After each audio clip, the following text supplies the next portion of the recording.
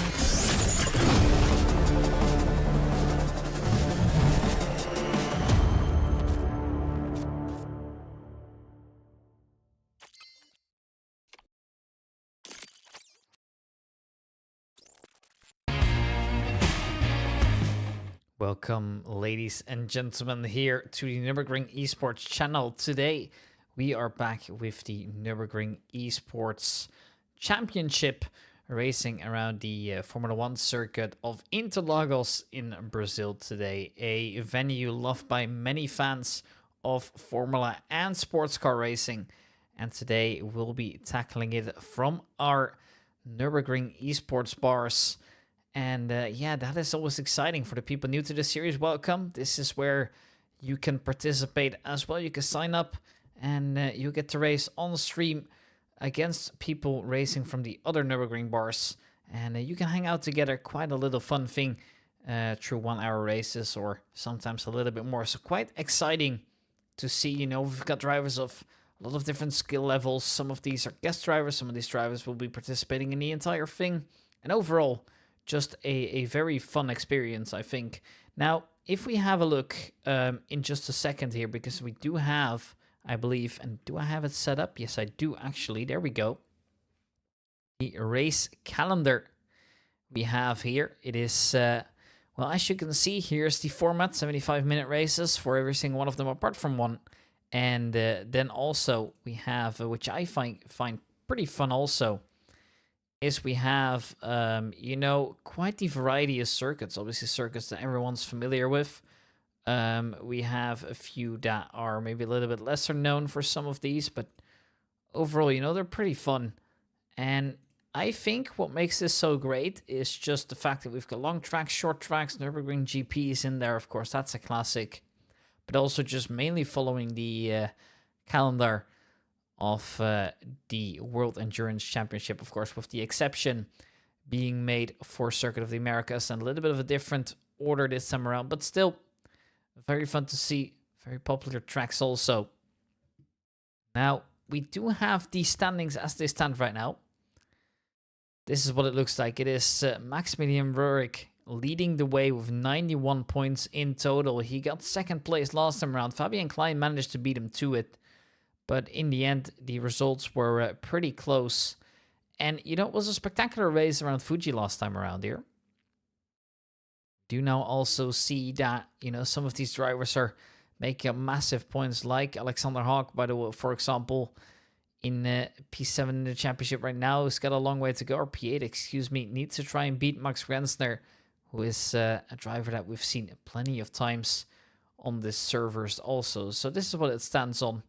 And yeah, points after race 4 of this championship. Now in the GT3 class, the slower class, but definitely not slow cars, we see that Roberto Lorente was able to win it out last time, shooting himself up in the standings, and he's trying to see if he could get by Thibaut Ruffieux, with Jeremy Baumert currently in a comfortable P1, with the gap being 14 seconds.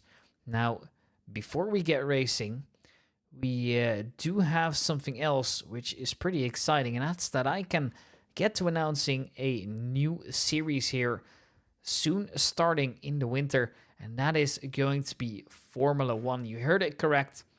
Formula 1 cars from the 2000s, early 2000s.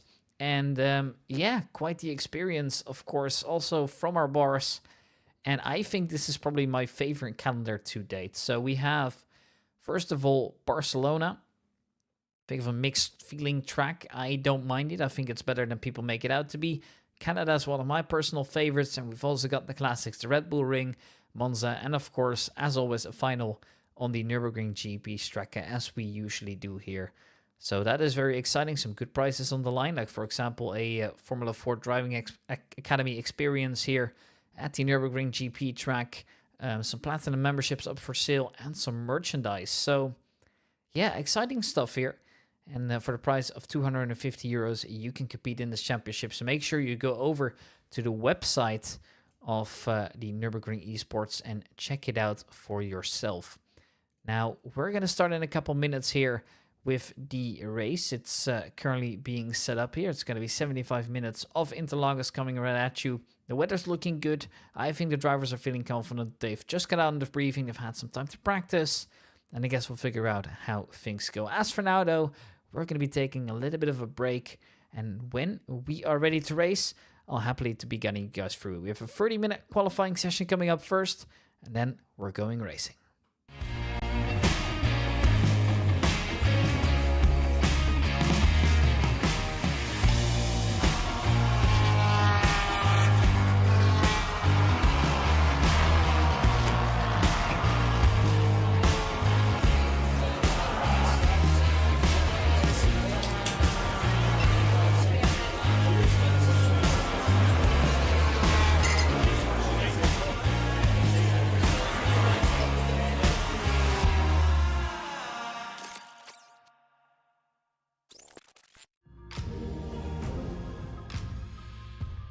The atmosphere, the people here around are so passionate, so it's incredible. I get goosebumps every time I see this.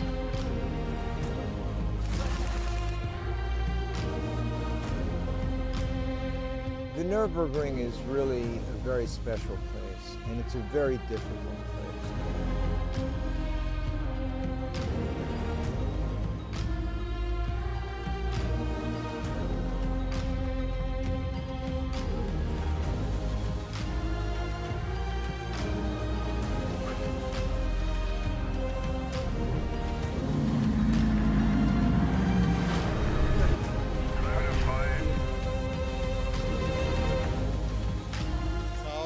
Very, very good to have all these fans back here in the home of motorsport.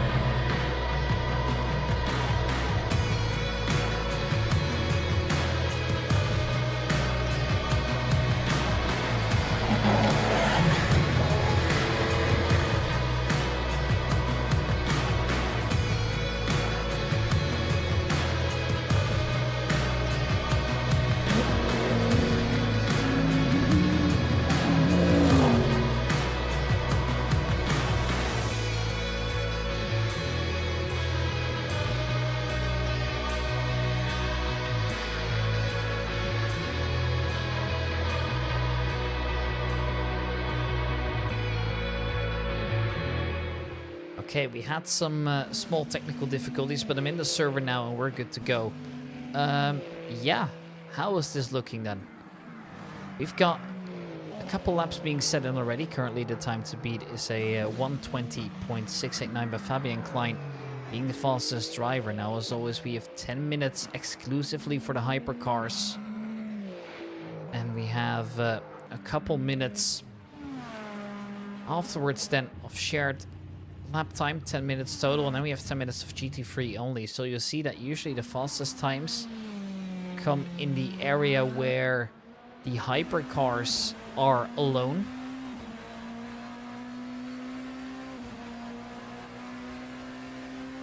So I think for the hypercars, the pressure's on immediately, whereas for the GT3s, they have those 10 minutes to warm up, set some safe laps.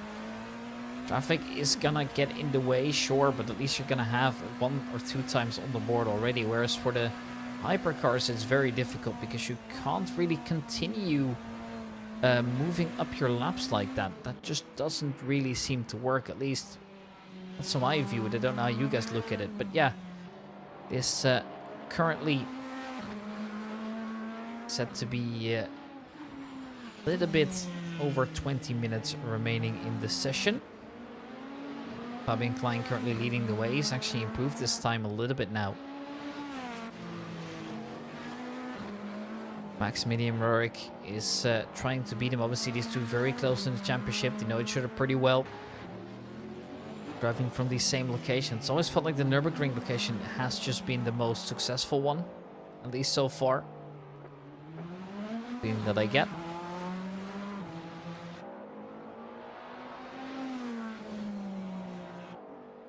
And, well, a little bit of change being made there in the PP filter.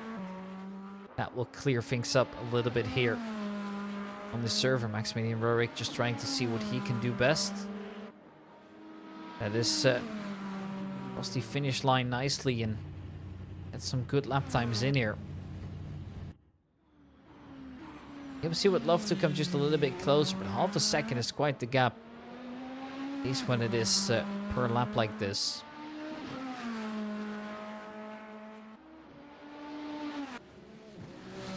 Timothy Sparrison, a good first time on the board, is actually able to get into P2. Now, he was rather quick in the previous race, but he had also been unlucky with traffic and a couple incidents in the previous race. So he's looking to see if he can be competitive right now. Over here at Interlagos with the time almost up for the exclusive times, which means that then we'll be seeing the GT3s unleash onto the track for the first time. Actually, Sparrison back into the pits as Fabian Klein will continue trying to post his best laps. He shaved off a couple thousand, is now looking to do the exact same thing, but not this time around. He can't succeed. 5 Delta was just a little bit too slow. It's very slidey through the first corner. That's already gonna cost him a good second then. And currently Maximilian Rurik is on a time that would see him come very close to Timothy Sparrison time, but not really to the point where it'd be a threat. No, actually he's gonna stay behind for this lap. Just for now. Just trying to see if he could maybe get the distance in there. I guess this lap has been invalidated also. That's probably why, although the next lap he's actually started off decently well. This is Alexander Haag, who's just making sure that he can do well in his Toyota. Of course, in the real life counterpart, they have quite a tough experience right now with them being bopped quite heavily. Also running a BOP here to keep things fair.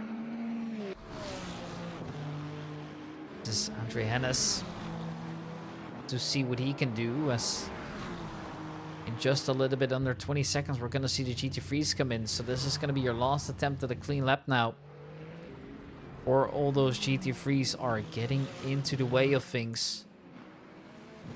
So that is not going to help at all right now. Now keep in mind, we're also running a German stream over, so if you're here and you are from a German-speaking region and prefer to be in that chat, it's on the same channel as this one, so make sure you head over to the live that you can join them. They also have some cool content regarding interviews and such running out at once, so that's quite fun. As for now though, Qualifying is underway. The GT3s are slowly but surely unleashing. And obviously they're going to be significantly slower, but that's mainly a concern. For example, Levant Celik, who actually has not really set a quick time, a 1:47 in the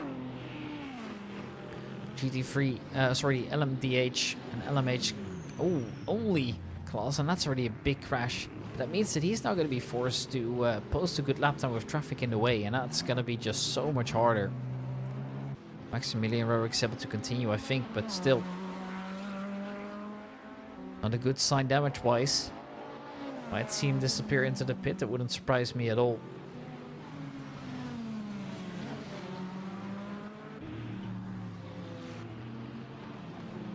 Timothy Sparrison looking to see if he could maybe make the difference. I don't know, I guess we'll see.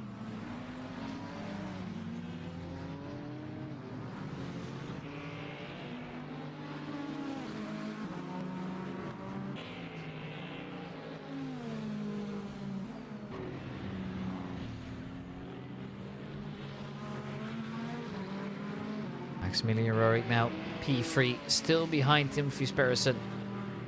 All drivers now struggling to get faster lap times in when it comes to the hypercar class. And you know, the times that the GT3s are gonna come in are actually gonna be not that much slower than the slowest LMP or LMDH and LMH drivers, which is to me a little bit concerning. You know, it's just not gonna be pretty in that sense. Now we'll also see the live timing disappear here. Reappear on our top left screen, so that will make it easy to get the hang of things. All the other drivers. It's very likely now that Fabian Klein's got this under control. Daniele Gaetani currently with a 122.7 is 2.5 seconds off pace roughly. A little bit less than that. Is looking to see if maybe get another good lap in if he's not in traffic too much, but he locks up and is going to go very, very wide. That's going to cost him quite the time. So he's still got a long way to go here.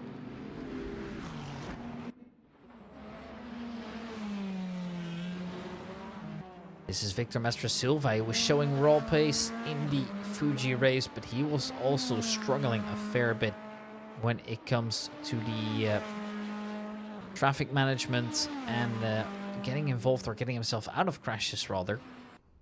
That is a little bit of I don't know what that was, because that is weird, because he teleported while still driving. Max Griese back in the server also. Was a solid midfield driver. The custom livery to sport his Ferrari 499p. And I must say, it fits the track really, really well. So in that sense, he's definitely got the style points. However, style points don't gain you any speed. Ooh, that was way too close for comfort. Keeps it just about in the right direction.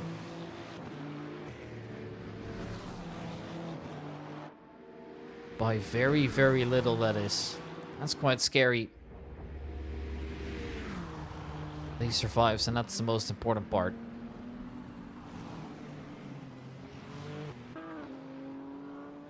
Max Griese. Looking to see what he can do now.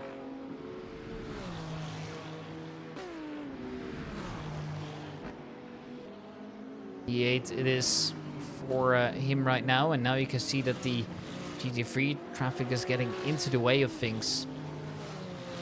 Just 15 minutes to go. It's the last 5 minutes here for the LMDH and LMH drivers, as Julian Show is once again there.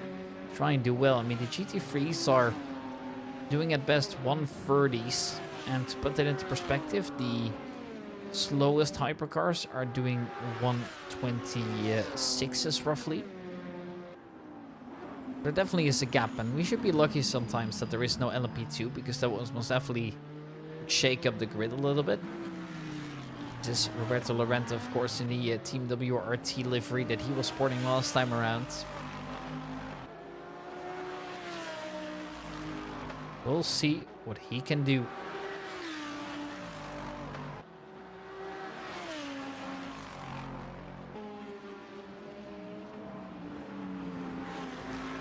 is P13. It's got a long way to go. Jeremy Baumert also wanting to get himself involved.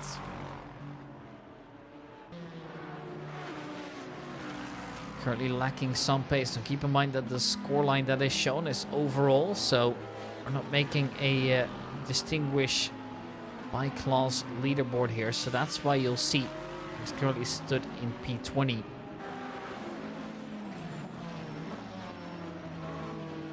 But in this class, it is currently the 296 GT3 of Reno Cheville leading the way. First time that he's participating, I believe. Followed by Julien Sechot and then Jeremy Baumert in P3. He is obviously leading that championship, so you know he's going to try and do the absolute best that he can to perform here at Interlagos. We'll see if he can. This time around.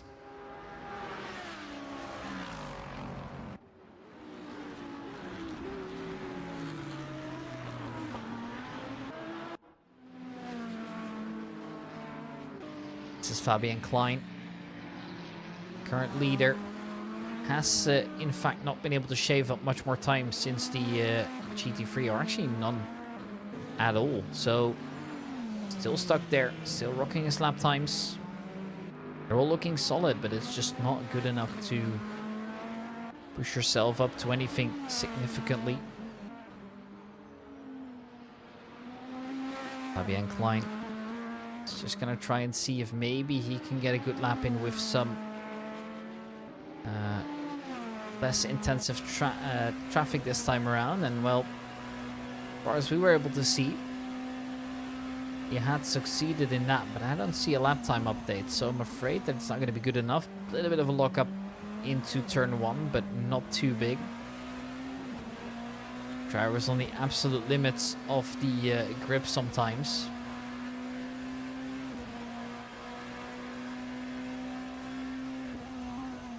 Now just braking. Ooh, that is very rough. Surviving, that's the most important part. Fabian Klein here. Now getting up to slower traffic, and no matter what, that's going to slow you down. He also doesn't want to get into the way of the GT3s by the looks of it. Now obviously they'll be headed out a little bit later. This is Alexander Hawk we're aboard with, currently a stable P5. Relying on consistency in the previous race to score some points, is now unfortunately left kind of in the midfield of things. Maybe a little bit better than that actually, but not quite able to bring himself into the top 4. By quite the gap. I mean, the gap is 0.6 of a second. That's not something you're going to be able to make up easily.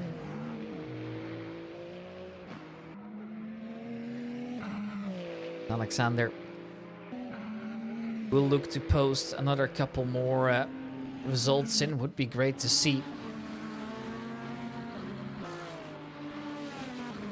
This is Dorian Malbasic, also driver participating in a full season, if I'm not mistaken, and getting himself ahead of the GT3s nicely here, but then he's going to go very, very wide and they'll go past him again. That for sure won't make things easier. Now also the time almost up for the hypercars. Everyone's been able to post their laps as of yet, but it's not the fast laps that they're hoping for. The gap between the fastest and the slowest GT3s are 8 seconds. I think that will go down eventually, but still a long way to go though. Dorian Malbasic is able to just try and get some good lap times in perhaps.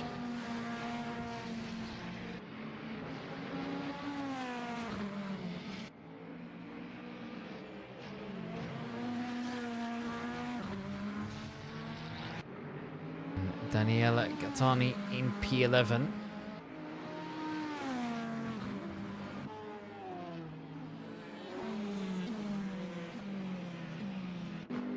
This is Julien Sechot, then currently one of the fastest drivers out there in this class. In fact, currently the fastest when it comes overall It is qualifying, but you know, still long. And now that the hypercars are for the most part gone, you're gonna be able to speed up a little bit here. And I'm expecting to see the majority of these drivers improve their lap times as a result. The last hypercars need to try and stay out there. Oh, that is quite the move then. Roberto Lorente should be lucky that he was able to avoid it. And the lap time is currently at a 1:31. Quite impressive, really. I mean, these are some serious lap times. Roberto Lorente is looking to go all the way on this whenever he has the opportunity. Looking to perform in a race where everything is still on the line. Obviously, we are now kind of halfway through the season, right? We've had 4 races so far, excluding the prologue that we were running. And it left us with, you know, just 4 races remaining. So today is Interlagos. We have Spa, Coda, and the Nürburgring coming up next. These drivers will obviously be going to the limit whenever they have the opportunity to just get a little bit of an edge here. Because we are driving for prizes, keep that in mind. These prizes, everyone wants to take them. And obviously everyone's paid quite the entry into this. So you can expect everyone to be serious. Well, maybe some more competitive than others. The mentality has always been there for some of these drivers. And what I liked especially last time around, we had some drivers that weren't driving very well. They were actually still very committed. They made a mistake. They go out there again to still try and see if they could push themselves to their own limits and improving. So that's quite fun to see. Now, when it comes to the format in this series, there is no pit required, although everyone would realistically have to come in due to fuel.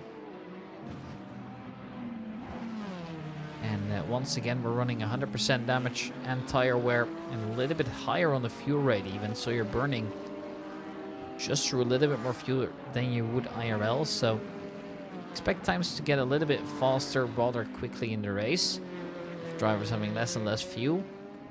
Everyone will have to come in at least once to get their fueling situation sorted. Last time around, of course, we saw there was quite a gap between the drivers at the top, and even though it looked like it was very close when the first pit stops came in reality, the winner was pretty clear up until in the end he got caught in traffic a little bit more.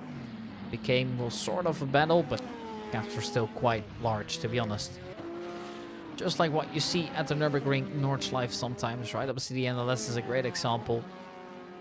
Max Verstappen was driving his team to the front, but Sloan then had to slow down because of yellows a couple times and saw that gap come down a little bit. David Gossman spun out, able to get the car going in the right direction at least, but it's got a long way to go though. Currently second to last in his C7 Corvette, or C8 Corvette rather. So once again, beyond curious to see what these drivers can get up to. David Gossman is a driver that will have to prove himself over the session. It's fun because some of these names I remember very clearly. Some of these other names are new to me. They're guest drivers and therefore never really can estimate where they're gonna be when it comes to, you know, driver position and performance, because they could be very seasoned racing veterans or they could be completely new to sim racing, and you wouldn't know until those qualifying laps kind of come in. Even then, you know, pace and racecraft are obviously very much not the same thing. But once again, a good filled field here of GT3s is bound to be very spectacular. It is currently Rino Cheville we're aboard with, and he is quick in P3 in this class right now, very close to Roberto Lorente in the A, of course, Ferrari. Performance so far from him has been solid, and he's looking to keep that up to a later stage of this race. And I do believe he's a guest driver, actually, if I recall correctly. No, he isn't, actually. He is doing decently well on the scoreboard. He is from the Orochi location. That's why I had to look for him a little bit there. So yeah, we have seen him before. He does have one race missed, and that's always going to cost you valuable points in the championship as it stands.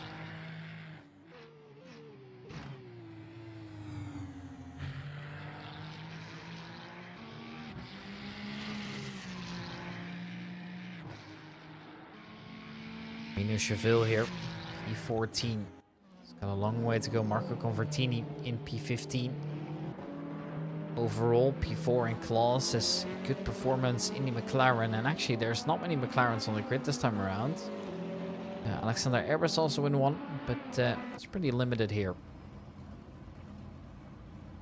Time is of the essence here. There's very little time left here.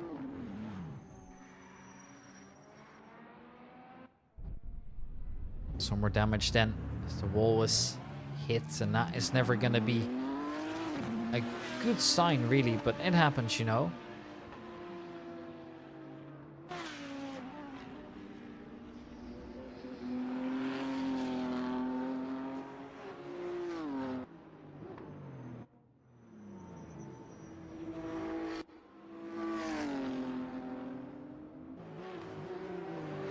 Cedric Abbiati looking to get some times in. I mean, his current starting position isn't bad at all, don't get me wrong, but got a long way to get out there.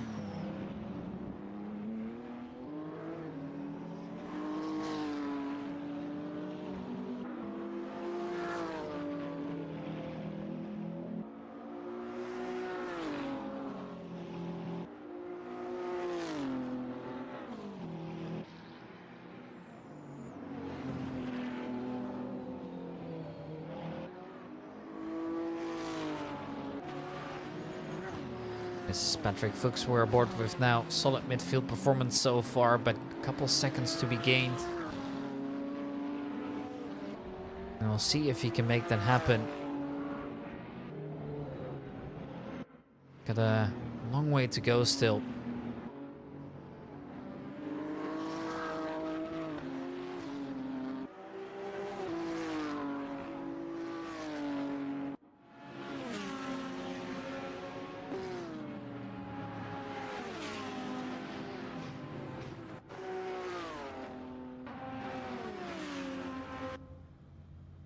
Well, we do see now that all these drivers are just looking to see what they can do. Thibaut Ruffiot is a driver I'm expecting to be a little bit higher up there right now.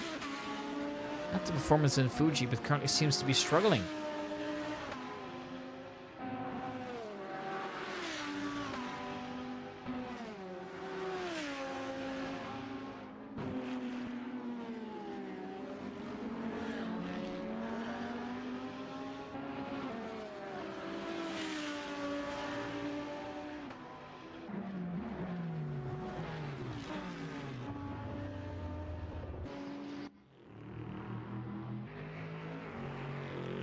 So for now,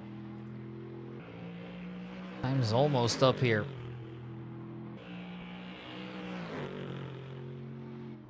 That means that it's kind of just settled. I mean, Fabian Klein's taken pole position, the hypercar class, whereas currently drivers are still very much finding out. It's actually the Roche location drivers that are doing very good in the GT3 class now. This is Fabian Koch here, just trying to see what he can do. Final few seconds here of the series. Would like to get by Jan Emmons, for example. Actually a little bit of a spin there in the foreground. Luckily doesn't get into the way of things. That's nice, but still it's not easy, of course.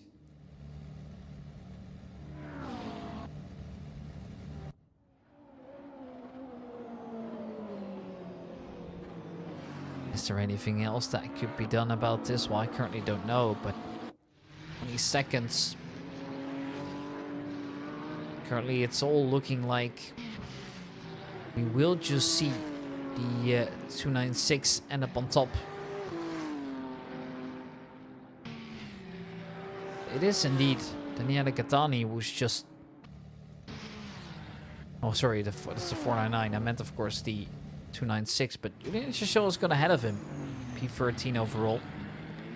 He's the one to beat. Apologies me, I was looking at the wrong kind of Ferrari, and the time is now up, which means that the drivers get to finish their lap. And that will be the end of that one, and then we're going to a point where we take a little bit of a break to get ready for a race, which is very much exciting, of course.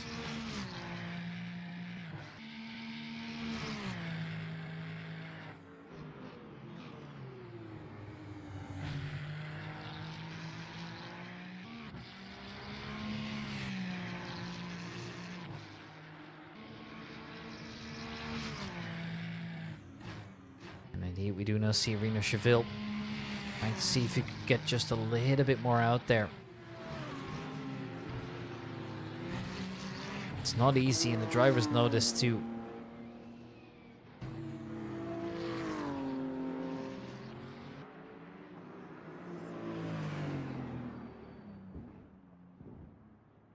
For now, I think this is kind of just the end of that one then.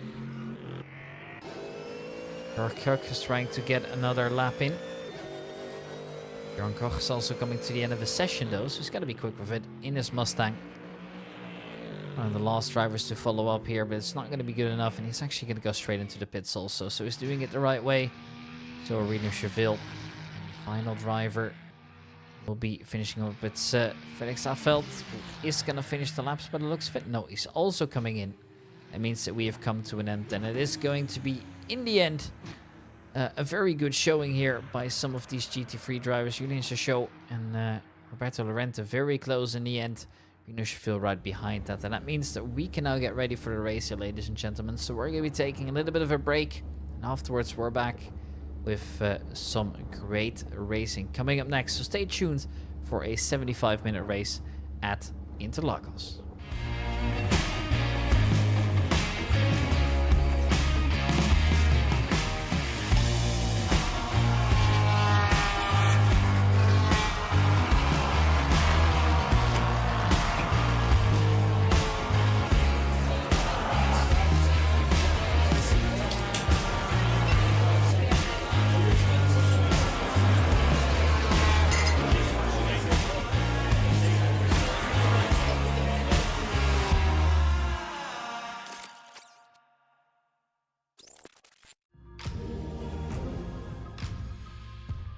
The atmosphere, the people here around are so passionate, so it's incredible.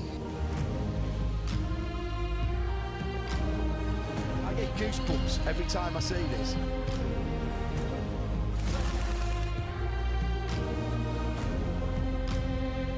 The Nürburgring is really a very special place, and it's a very difficult place.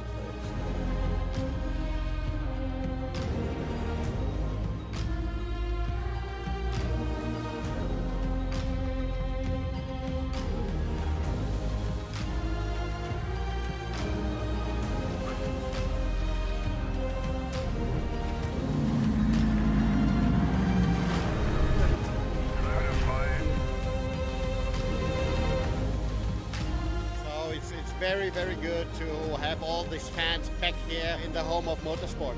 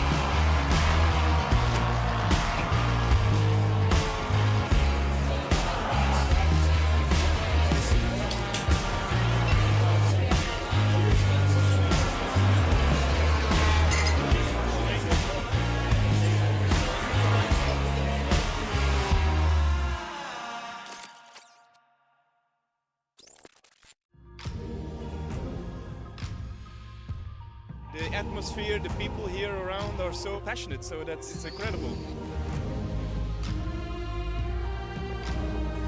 I get goosebumps every time I see this.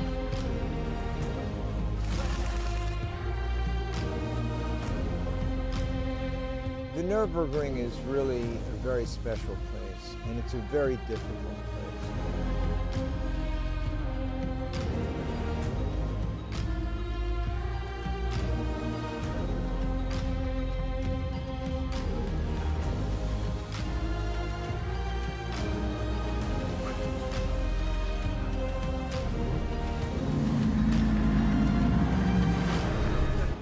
Timer has gotten us started here, and we're about to go live here with a 75-minute race over at Interlagos.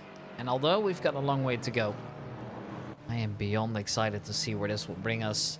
Is Fabian Klein together with Timothy Sperris. Obviously the leader gets to decide pace here, and it is going to be quite tough for Timothy to get along moving nicely. But we're here and everyone's in positions. Looking like a clean start. Quite the gap there to the GT3s this time around. And that is going to help most likely, as we are about to go green here at the lights. It is Interlagos, and ladies and gentlemen, we have crossed the line. We're not racing yet by the looks of things. In fact, what is happening right now? Are we going around the second time? We might be. Or has Fabian Klein now moved? No, we are live. It just took a while to get going. I don't know exactly what we were waiting for, but everyone's picked up pace and we are now going at it here. We do see Fabian Klein's kept his position. I guess maybe they were waiting for the GT3s a little bit along, but it doesn't really matter. Oh, big lockup there from some of these drivers, including Michael Bauer currently in the 4th position. GTs are well underway in the meanwhile, and they're looking to catch up whenever they have the opportunity. It's going to be Maximilian Roehrig currently in P3, trying to see if he could get by the Ferrari here. But Timothy Spreeson's not only looking behind him, because he's also looking to see if he could close that gap to Fabian Klein. Roberto Lorente has seen Julien de Chechot just really disappear in towards the distance here. And that is not going to make things any easier here, as the current race leader seems to have quite a bit of pace here in the class. And, well, Fabian Klein already looking to finish his first lap here. Roberto Lorente, however, he knows he's got raw pace. He knows he can be quick. He knows he can win races. This is Cedric Abiati we're aboard with now. And he's a little bit further down the field, but still very competitive in his class. Is currently chasing down the Michael Convertini McLaren, but he's gone a little bit too wide, and that's going to cost him some time, allowing Norbert Dewald to immediately just go down that gap now, and they're side by side. Marco Convertini seeing it all happen here from the rear view mirrors, but he's not going to be able to see who gets out on top, and instead will be focusing up on his own lines, as the hypercars are already just so far apart in some of these sections. I mean, just 13 seconds immediately. The gap is just so huge, and those are even the hypercars that have actually crashed and stayed behind a little bit. Yeah, it's tough out there. This is Julien Chechot we're aboard with here. And, well, a long way to go. Ingo Werner currently in P19 overall.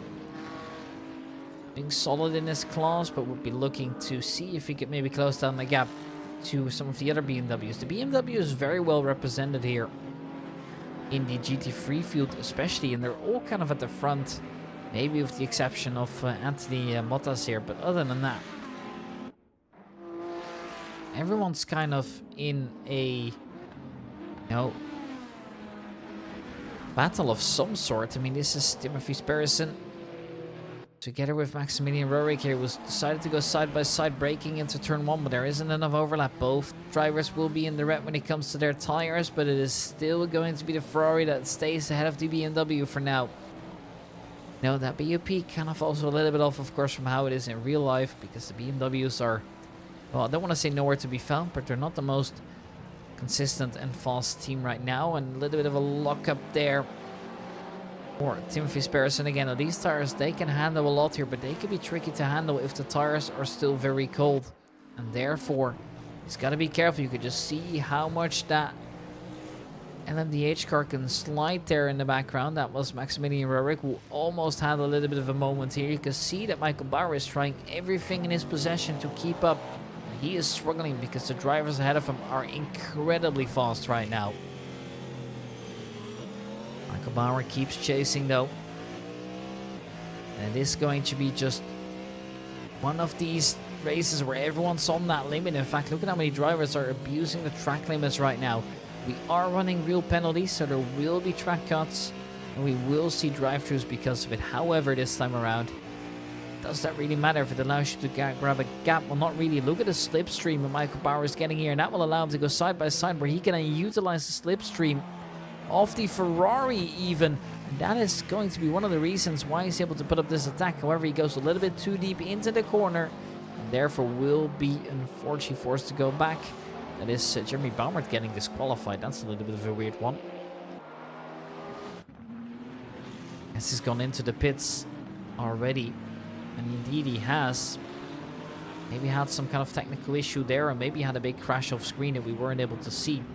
However, it does also mean he's disqualified. Not sure we can undisqualify him in. But he's still going to be playing catch up for the rest of the game. There is obviously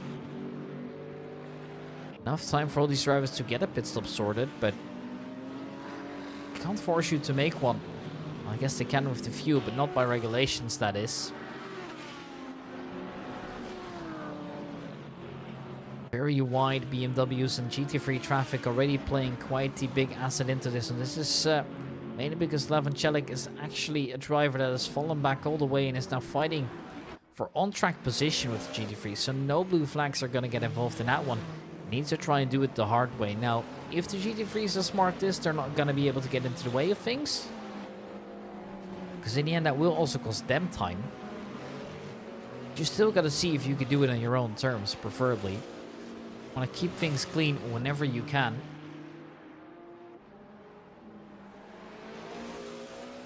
Daniele Gattani in P12 right now is doing well, and Max Griese has been unfortunately handed out a 5-second penalty. Whatever reason that might be. That means that on paper, Andrea Hennes and even Dorian Mabassi are ahead of him right now. Be it not by much, but it's still going to be tough, and you need to serve that when you come in for fuel. Now, of course, for us, it's always a waiting game as to why penalties like this are handed out, but my suspicion is that it was a collision at the front of the back then when he was still driving, and Anthony Mottes is going to get another one here. So all these drivers have to take it incredibly seriously now to make up time for that penalty. You could just see how much rubber is already posted here for the tight turns, which just shows how difficult and technical this track can be, especially if you're not quite confident on the brakes. It's Alexander Hawk who was trying to catch up to Victor Mestre Silva. No problem dealing with GT3 traffic here. They're all going to be getting out of the way, luckily for them. So that helps. Alexander Hawk obviously wants to catch up here, but the Toyota he's driving has been one that's proving hard to tackle sometimes. A few slips and slides, and he's been able to keep it onto the road at least, but it's been sketchy. This is David Gossman, currently in second to last position. Jeremy Baumert's still stuck in that pit, so therefore can't tell you what happened to him, but it's still going to be rough because that is just so much time lost. And Julien Sechot currently leading the way here in the GT3 class, and he has pace right now, let me tell you. 131.797 is actually not that far off the qualifying times, and this is with traffic involved now. So not easy, of course. And Jeremy Baumert's still stuck in there, and Fabian Koch and Tim Ries-Breton have actually come together. Fortunately also for them. This is Andre Hennes we're getting ourselves on board with now. He's that Ferrari behind us. He's lost just so much time. And there he goes for a little bit of a spin himself. That's not going to make things easier. And oh, and he even hits the Mustang on its way out. And even a second driver. And then there's a multi-car crash involving even more LMP and LMDH drivers. Oh no. That is tough because you don't want to be picking up such high damages in the beginning if you don't have to. But unfortunately, they're kind of forced to sometimes, as tough as that is. This is Alexander Hawk getting himself involved with Kilian Luttebach now. We have a 5-second time penalty for speeding in the pit lane for Armin Kisi. Of course, that's already just so devastating because you were doing so well up until that point, and now kind of forced to fight your way back. And no, that's never easy in such a field like this. The pressure is most definitely on.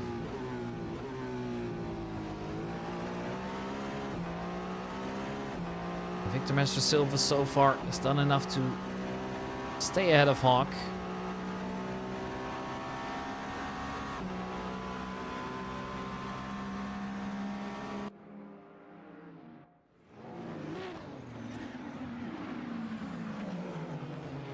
There is just once again a big lock up there. Hawk not able to get by immediately though. I'll have to try that again later. Now we could just see how much that traffic's getting in the way. Look at how slow that Ferrari is going. Yeah, it's really cost Alexander his connection here to Victor Mestre Silva. Rough as that is.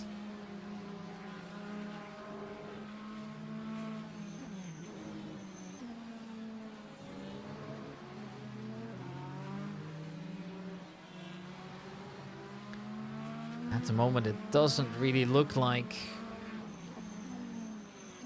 anything that he can do about it. He's just kind of stuck and he needs to leave it there.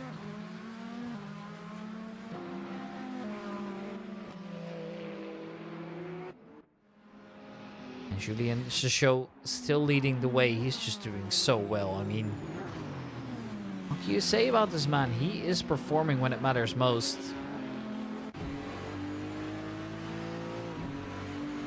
Very much impressive what we're seeing here. I don't know if there's any way to repeat this for them also, but now they're going to be feeling okay on this. This is Roberto Lorente.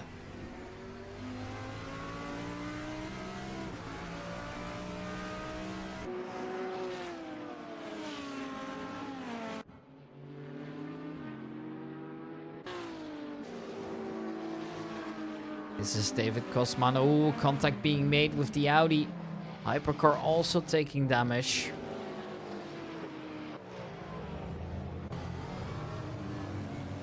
That is not great, you know.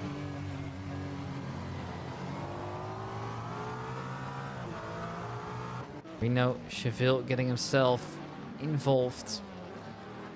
Some of these other battles, I mean, Roberto Lorente just trying to see if he could crawl back from that incident here, but it's also still the hypercars coming around. Yeah, there's definitely a gap now to Rino Cheville, for example.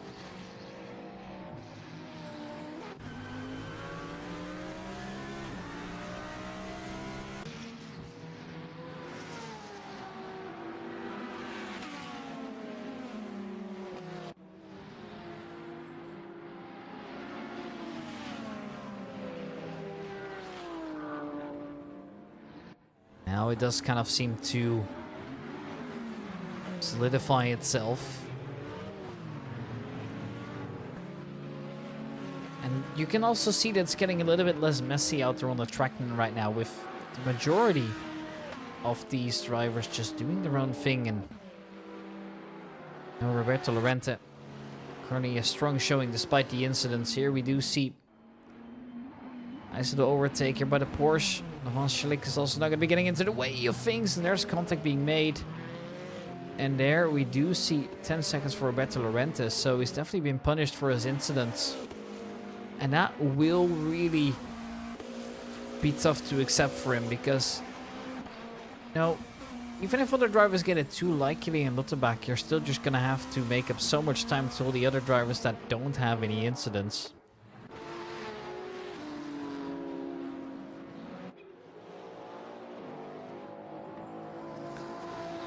So that is not easy. I don't know how you're going to be making that up, but I guess they'll have to find a way.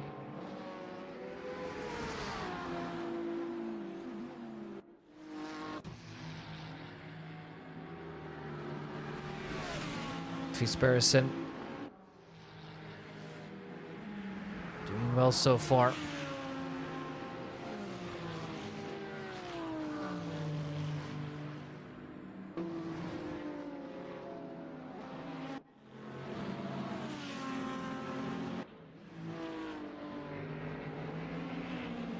Maximilian Rorigan, meanwhile, doing what he needs to, but Fabian Klein still leading.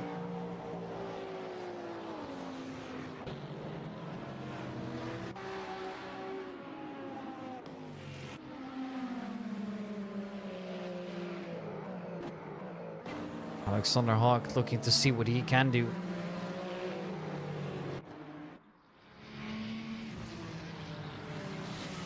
Andre Hennes wanting to get himself involved here. Therefore he has the opportunity. Julien Sechot is looking to do well also.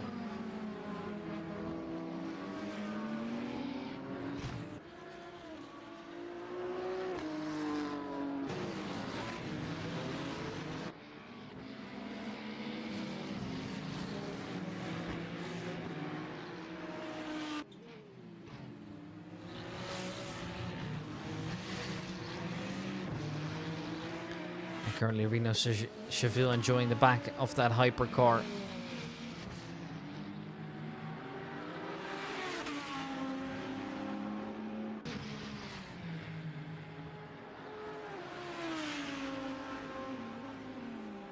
This is Roberto Laurentiis. See what he can do if there's more in it.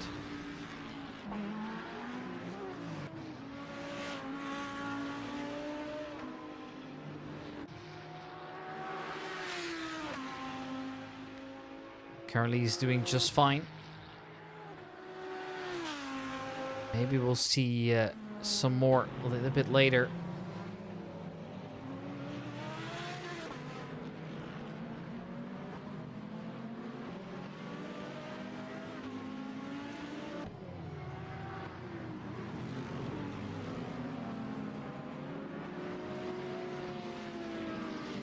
Currently Thibaut Raffieux doing well. Just what's needed.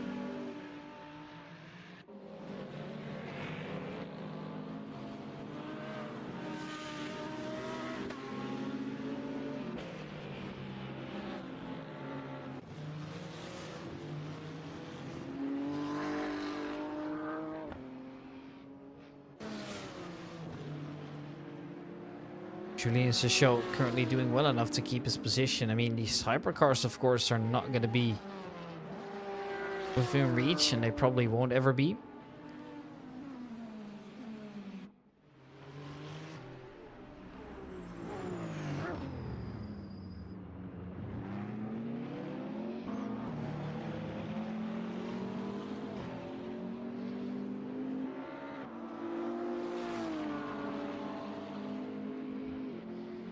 Currently, things are still pretty close between all these drivers.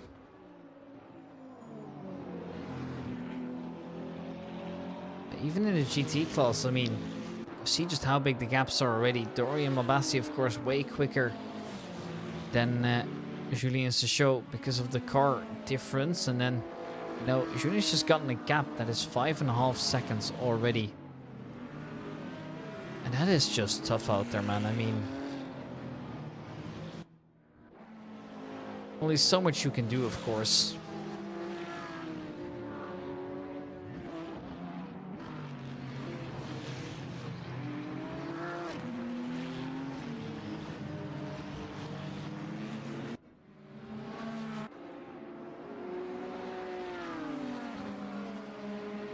We're seeing Werner letting go of traffic whenever he has the opportunity.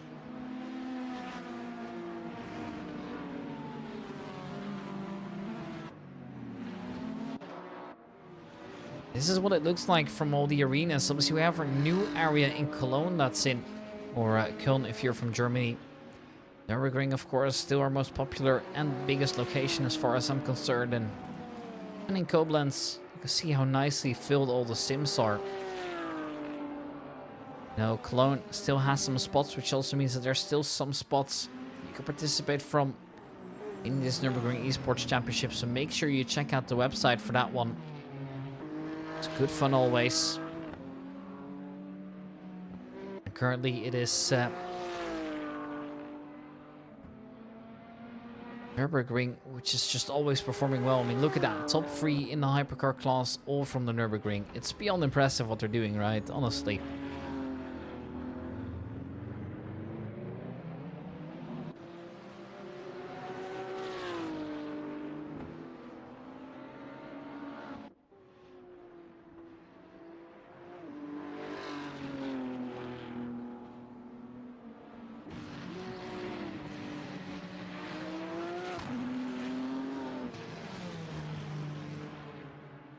This is currently what it's standing on. I don't know if we're going to be seeing much else action, but for now this will do. You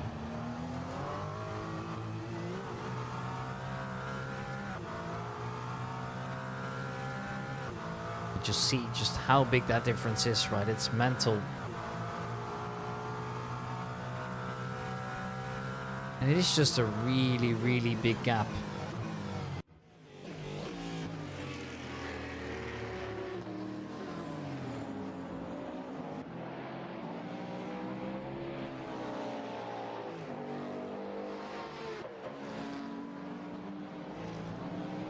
Michael Bauer here.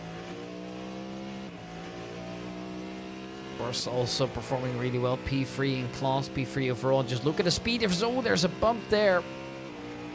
Yeah, that is surely going to get looked at by the stewards there. That seemed a bit reckless and definitely something that could have been avoided also.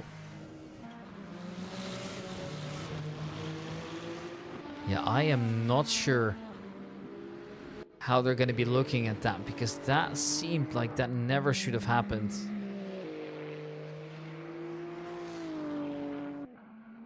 And most definitely was avoidable too, so I wonder what they're going to be doing with that. One thing is for sure, they're going to look at it.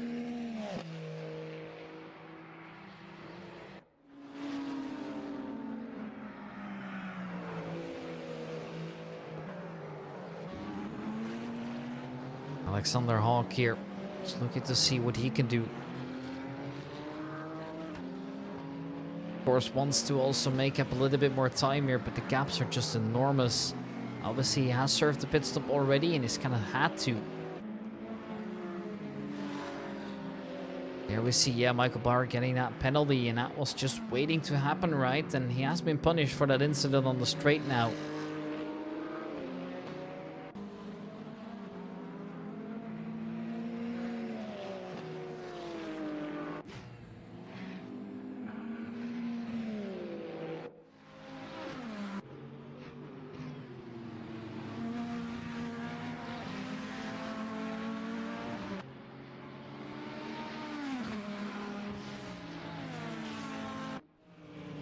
Yes, this is then what it's standing on. Don't think we'll be seeing much changes here at the front. I mean, Maximilian Röhrig is 2.5 seconds off his opponent. I would like to clear that gap, but isn't close enough as of yet.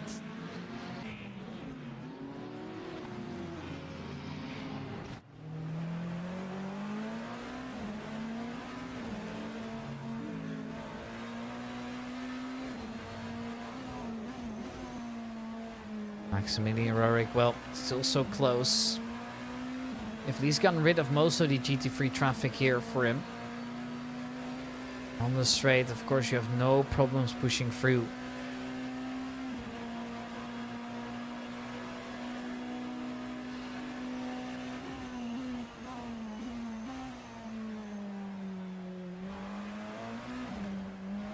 Maximilian Roerich here, just looking to close the distance whenever he can.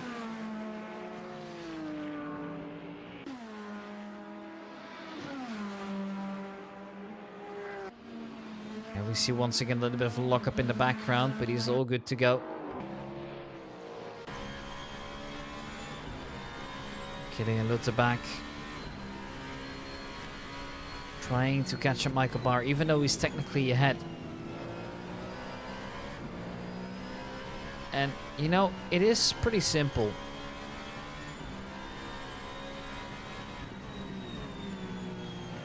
Because if it stays like this, you know, he's just going to finish well ahead, despite being behind on track position, because that 10-second penalty is just going to screw you over.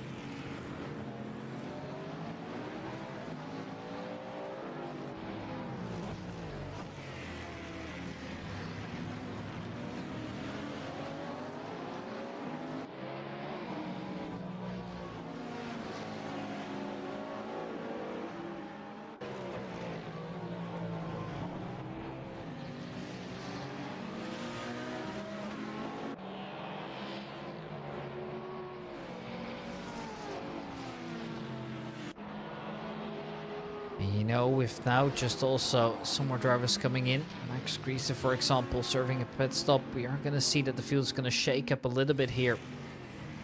Speaking about shaking up, just look at the beautiful 6 DOF racing sims that we have available for us at the Nürburgring eSports bar. Now, it's actually a shame I didn't go there last time. It looks like it's good fun. I'll make sure to check that out next time around.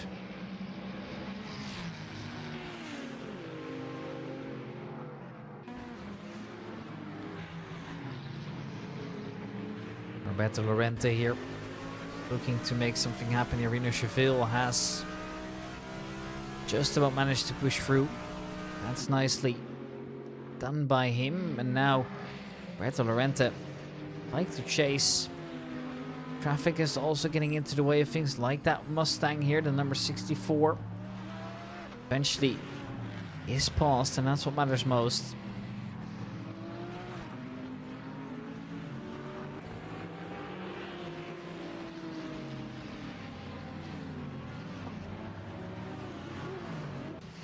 Roberto Lorente now has made his way by, but no, Julissa shows still leading, so Roberto will be stuck in P4 for now. Plenty of drivers have served the penalty already, and that is a driver facing the wrong way.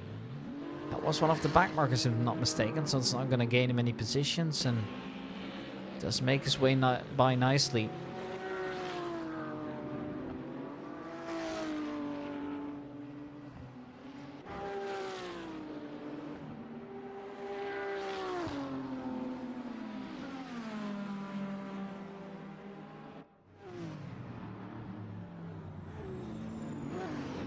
And Anthony Mottas here still doing well.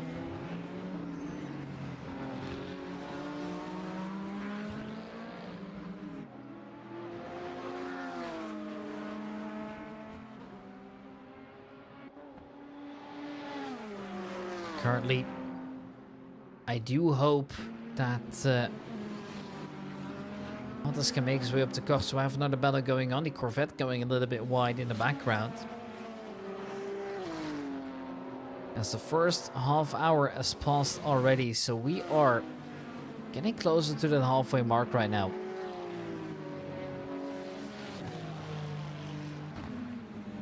You see now that he's trying to do his thing. The Hypercar also looking to get by, and well, sends it bravely. A little bit of contact being made there. Probably could have been avoided, but it's not the end of the day then for any of the drivers. Sure, contact's never going to help, but he should not out of the race completely. Roberto Lorente looking to do his thing here in the Audi array. Probably my favorite when it comes to the sound of things.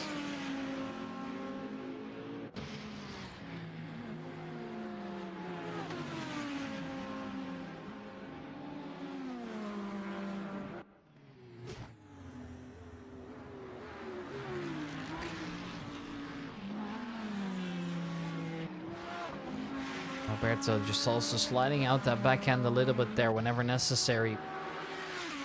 He wants to extract the maximum pace here that he can get in his car.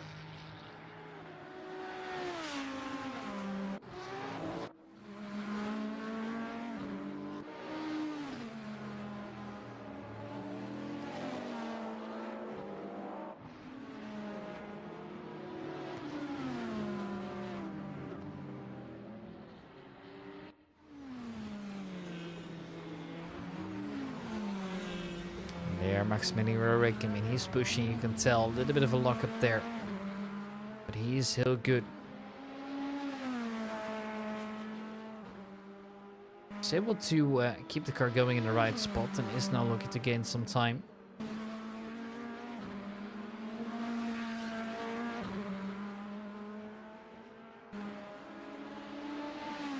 This is just 42 minutes left here.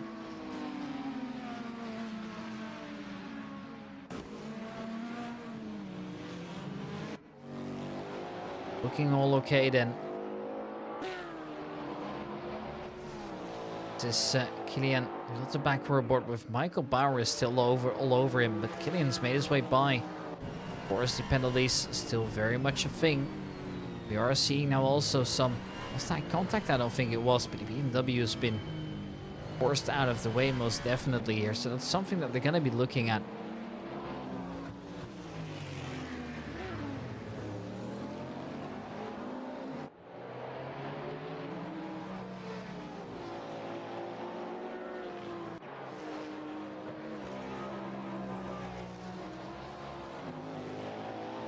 Kilian Lutterbach is expected to kind of just stay in his position. He also just seems to have a little bit more pace than Michael Bauer, who was sure a little bit less fortunate with traffic around.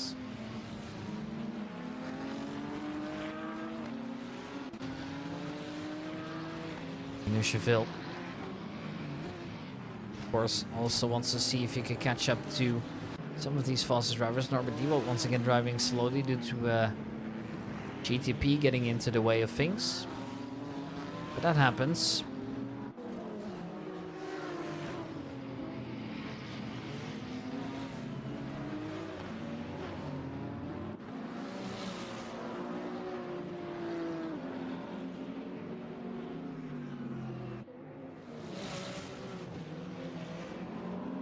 I don't know if there's anything else that they could bring in here.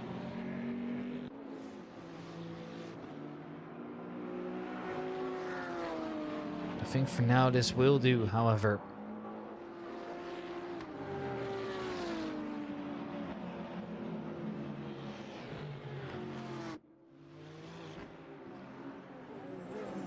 Norbert Diewald just doing what he's supposed to do right now.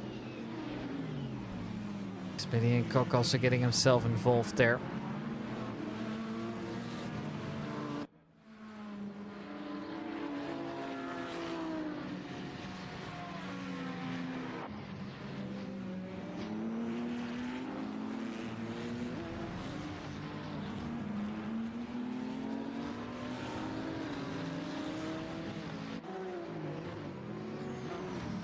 Patrick Fuchs here just seeing all these hypercars come around here.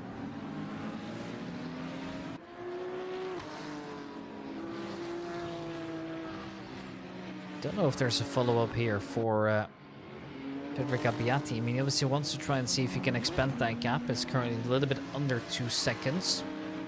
With 2.96 of Felix Affel not being too far away from him.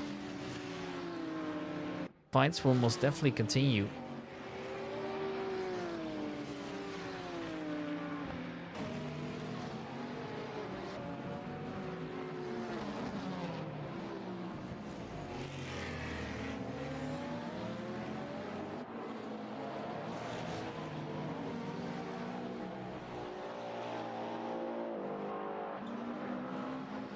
Tom Clancy here also enjoying being stuck in traffic a little bit here. The prototypes will obviously be able to make their way through nicely here. It's not the end of the world if, you know, I could just let those by, but still we do see some drivers pitting. And you could just tell that we're kind of halfway through the race as drivers need to start worrying about fuel a little bit more than they used to be. Tom Khaleesi might not be able to get that distance in there.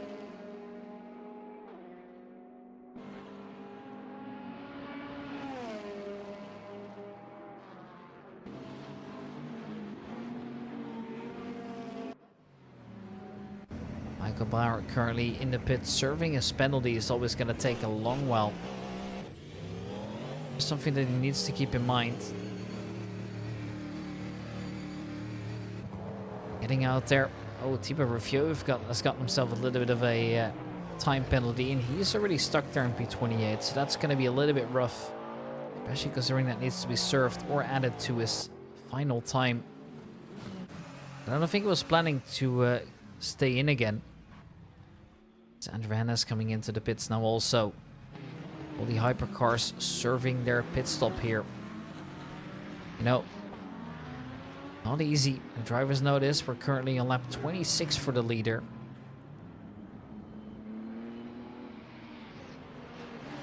You know, the fastest time is currently in the 120.6 mark. Is the fastest I've been able to find like that. And then when it comes to the GT3s now, everyone's a little bit messed up because there's still some hypercars that are fighting for positions with the GT3s. Means the show doing really well, however, to keep things clean.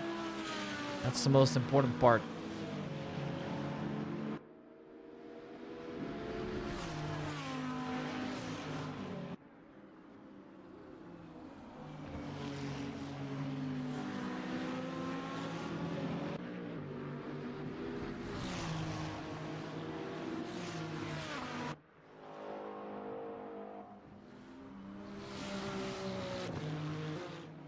I don't know if there's anything out there under Hannes to do. I mean, the gaps are just so big right now. It is just tough out there because there's only so much time that you could actually make up, right? And therefore, not so sure what the plan is at this point. Just keep going, I guess, and hope for the best.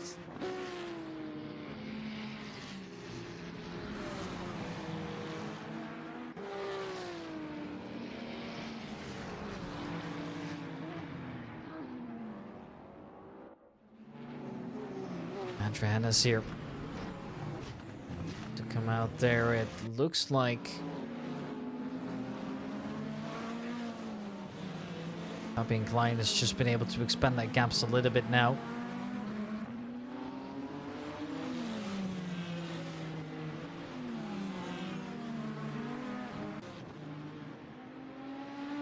And as long as he keeps going, he'll be able to win this one out cleanly here.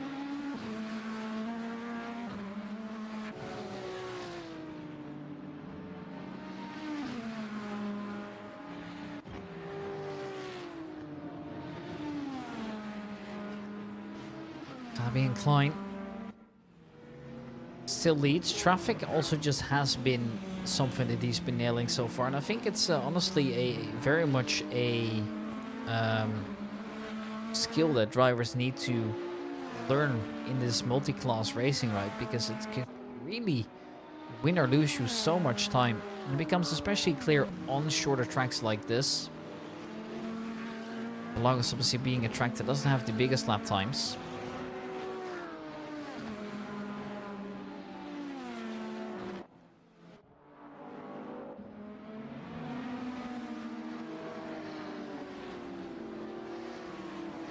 Maximilian Röhrig just making his way through right now. You could just see that big snake of GT cars. Even a lapped hypercar in there. Some drivers, they have struggled with it.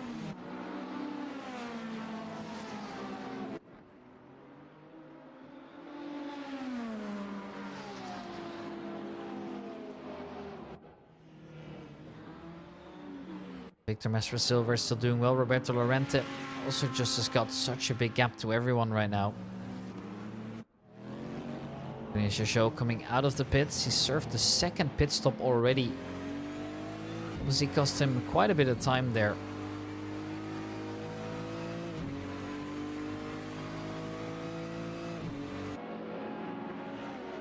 We look to go again. Now for the opportunities there. Julien Sechot doing what he needs to. Marco Convertini also getting himself involved in not quite the race still, but mainly is a race behind, and he is currently being chased down by Julien Sechot, one of the quicker drivers in GT3 class.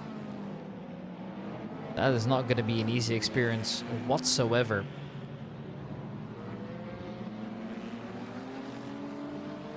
Marco Convertini. I mean, desperate to get around that slower car. But look at just how little that gap still is to the BMW as the car behind him immediately is able to slice through traffic with him. Convertini gets a 10-second penalty. That means that this battle is essentially over. Not on track, but it is over in terms of results at that point. Tough luck, because Shishou obviously really wanted to get by. Make the most out of this, but now that he's forced to serve it, things will most definitely change around here. And the gap between the number 1 and 2 has actually also become very small at this point here. It's because some of these drivers have been caught in traffic, especially Fabian Klein has been pretty unlucky, whereas Maximilian Roehrig is able to push through and make these lap times happen here.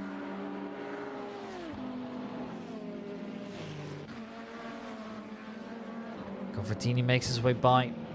Similar McLaren now. There's 2 of them. Now there is a little bit of a gap here, and ooh, that is pretty tight out there. You got to be careful here, especially with that car. I believe that is Spears coming around, and he makes contact with the McLaren. They both take a big hit, even though it wasn't a hit with full force. Both drivers spin out, and then I think one of them actually might be headed to the walls a little bit afterwards. I don't think he got there in the end, but he's definitely facing the wrong way now. Fabian Klein is now looking to once again expand that gap over Maximilian Roehrig, who's still chasing him down in 2nd position. Now these two are so close together right now.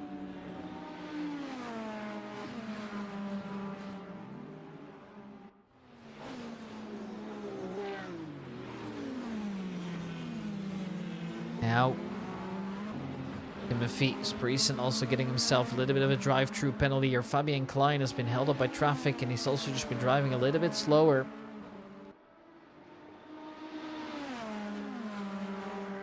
Maximilian Roehrig, get out there.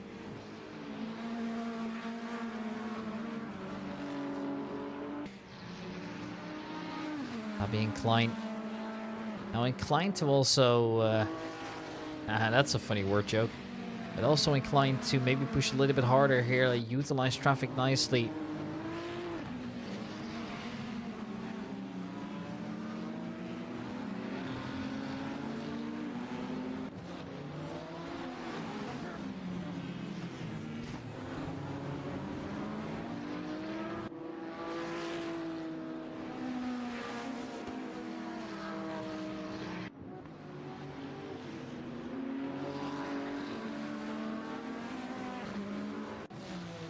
Once again, the gap expanding here.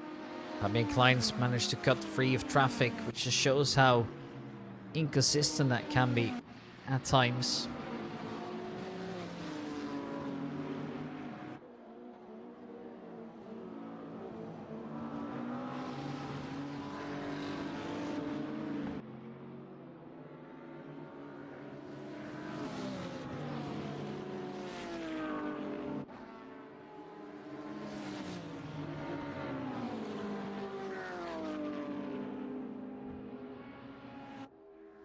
Marco Convertini looking to see what he can do.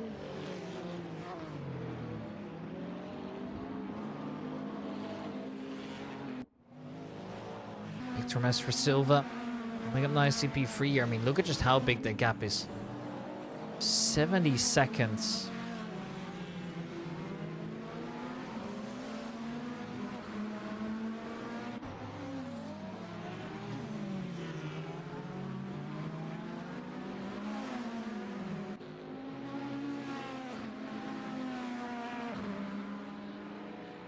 Maximilian here still looking to chase, spicing up that battle. A little bit under 30 seconds left to go now.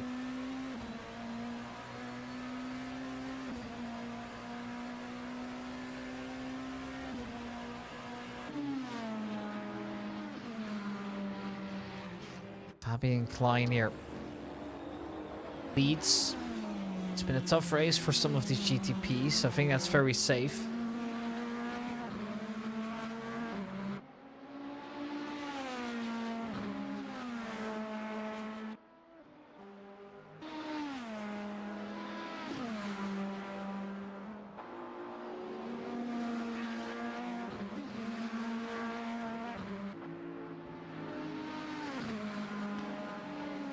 Now, do note that in the GT3 class it's a little bit less close, but that will surely change. Timothy Spreesen getting himself another penalty. Not gonna help, and ooh, that is going to be almost a spin that Fabian Klein messes up. Röhrig now right over him again, wants to push up there.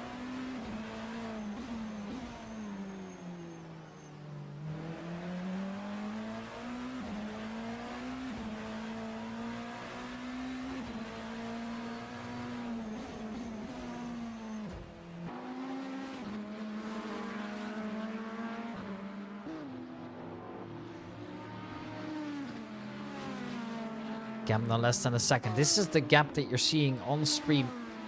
Fabian Klein just needs to make sure that Röhrig doesn't get into that slipstream range.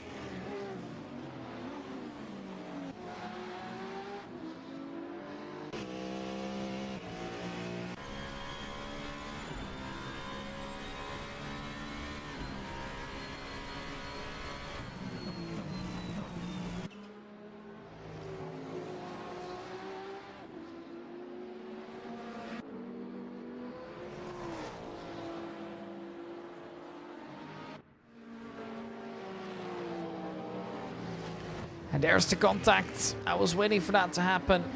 Kilian Lutterbach makes contact. Michael Bauer is able to continue.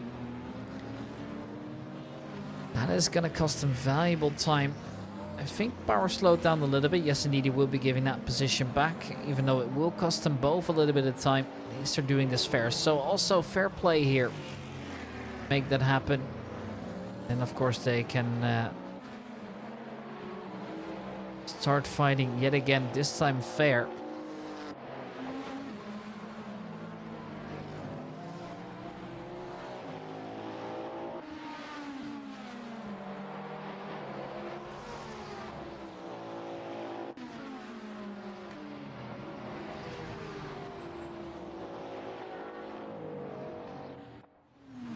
Fabian Klein in P1 still. Look at how close that gap is now, and well, every single GT3 or hypercar that is behind is a challenge, is a driving obstacle at this point. This just shows that raw sensation of speed. The lockup is also there, but both drivers keep at it now. Klein looking to escape.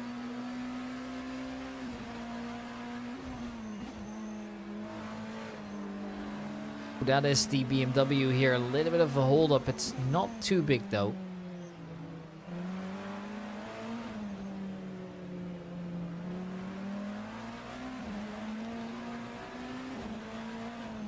Maximilian Röhrig in P2 still. The free battles also still going on at the same time, making this just so much more tricky than it is already.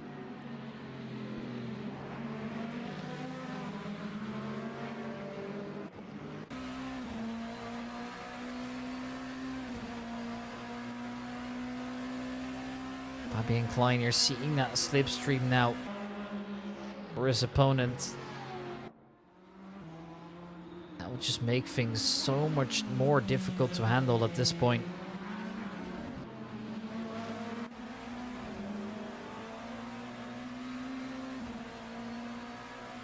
Maximilian right now also just keeps following. An attempt to make the most out of this.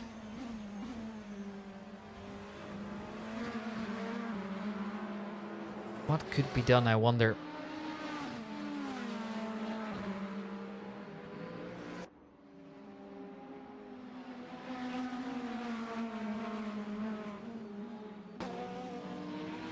Maximilian Röhrig now.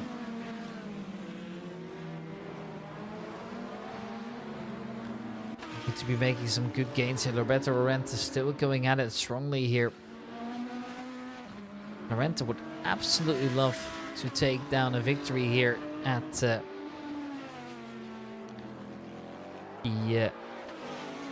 last race in Brazil. Well, rather just the last race here on this continent. Rather, we're moving back to Europe for the next. Of course, But things will differ up a little bit here. Maybe also some tracks that are a little bit more familiar for some of these drivers, of course, which is going to help. Julien Sechol doing nicely here, but at the end of the day, he's only able to get himself into a position where he can fight, but still struggles.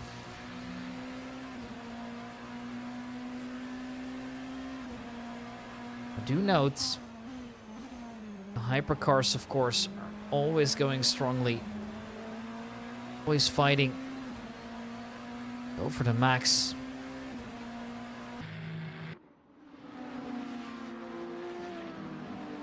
I don't know what else we could be seeing here, potentially.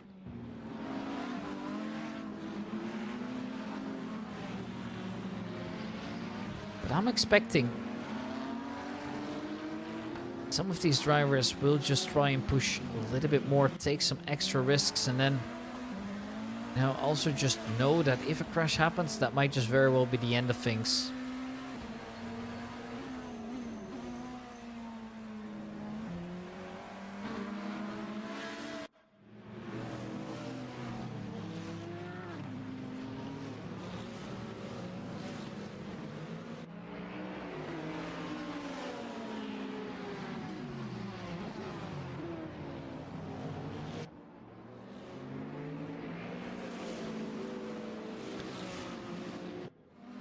At the moment, all is looking okay. For the hypercars, they're still keeping things clean. Laurent is struggling because the hypercars are coming around. They're, of course, pretty rapid around here.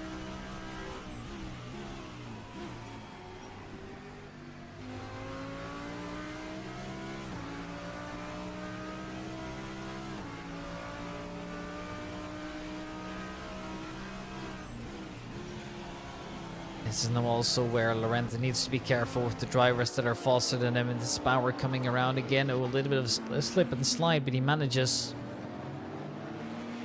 Only barely, though.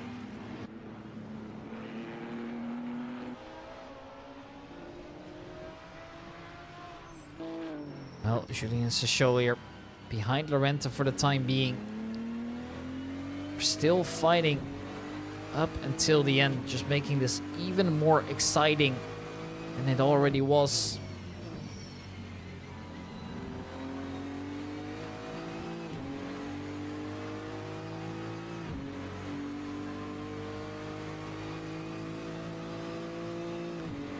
I wonder now what the plan is, especially considering that there's no more time to just go for anything strategy based. It feels like it's mainly just gonna come down to driving now.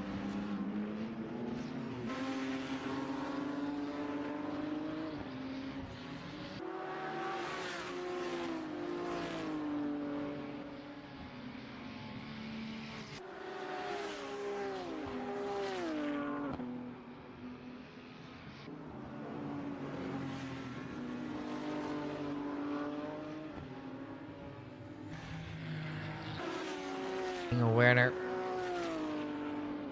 is doing his own thing right now. P21 overall is a solid midfield position.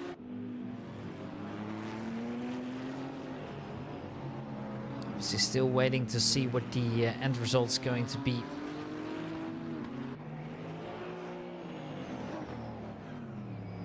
Patrick Fuchs here looking to come around and do what he does best.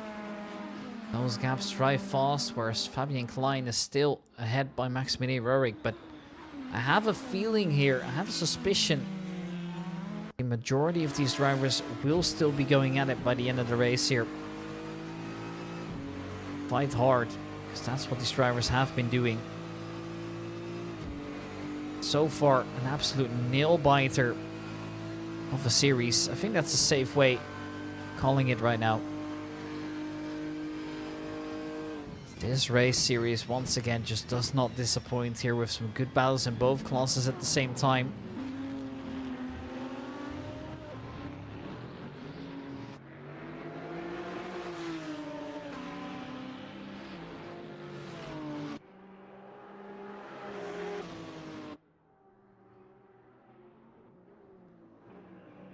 When Julien Sechauer does go by the Audi R8 eventually, we'll be seeing some shakeups here in the entirety of the field. Roberto Lorente now being good in his class, though still up for some good points. Would be so nice to finish up on another highlight, of course, for him.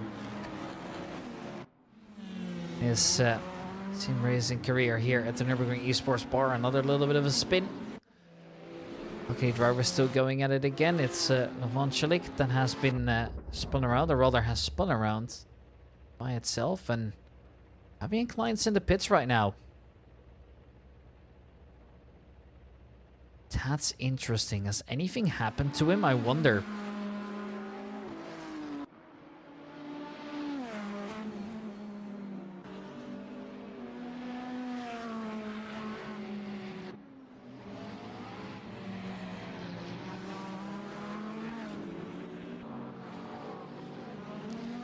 Maximilian Rorik now wants to make the most out of this difficult to navigate position. He's ahead now, but I'm still unsure as to what's going to be done with those penalties here. They're still a little bit weird to me. Able to completely understand what's happened there.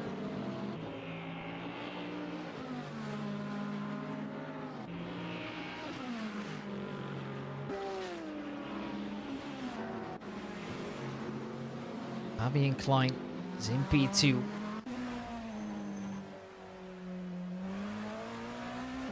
To see if there's any position where he can make himself useful. And continue to be one of the better performing drivers in the series. Fabian Klein, of course, is behind him by such a big margin. I don't know why exactly he had gone back into the pits and whether that was, you know, driver error or something had gone wrong with his PC. I mean, who knows, right? Anything could have happened at that point.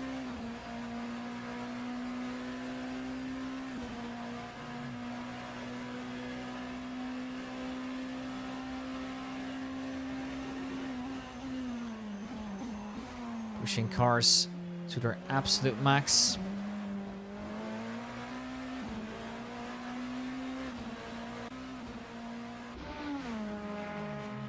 And there's another contact. Oh, that's the race leader, Maximilian Rorik, and the back marker.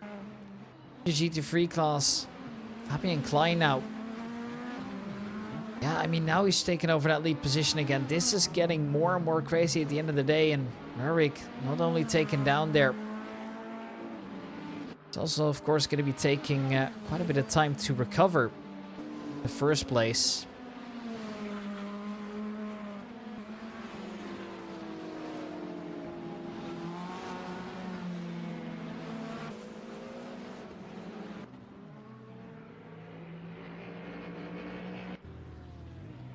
Now all seems okay. We have Jan Emmels being hit. Had quite a big hit off screen. You guys weren't able to see it, but he took a lot of damage from that.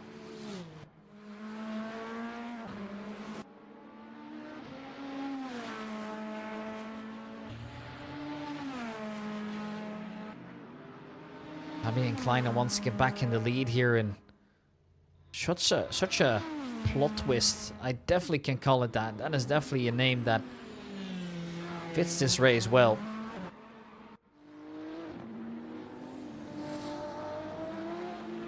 Getting a little back now in PT for the P3 for the time being. Had a solid race, mainly in the background because he wasn't involved into those big battles that matter a lot. And despite that, still a solid race.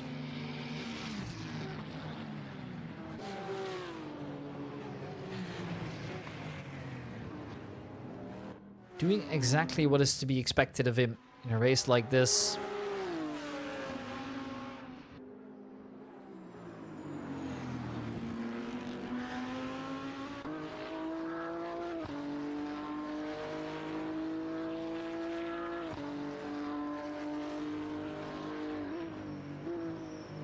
Julien Sechauer now.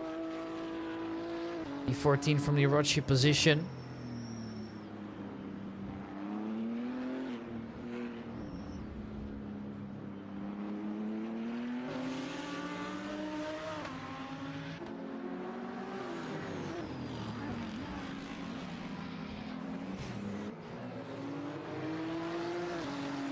wants this maximum amount of concentration. Now Roberto Laurenta still chasing.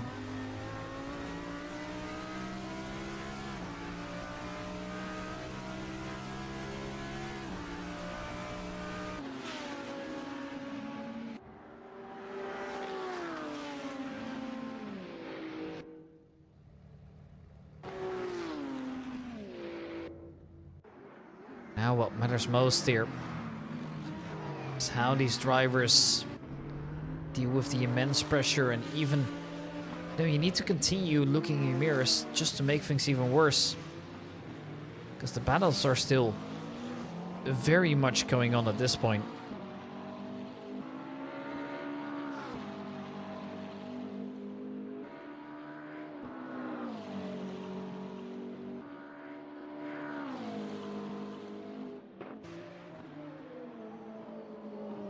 This is Alexander Erben, one of the guest drivers for today. Haven't seen him make any crazy moves, but it's been consistent for the majority of the race, which is arguably just as important.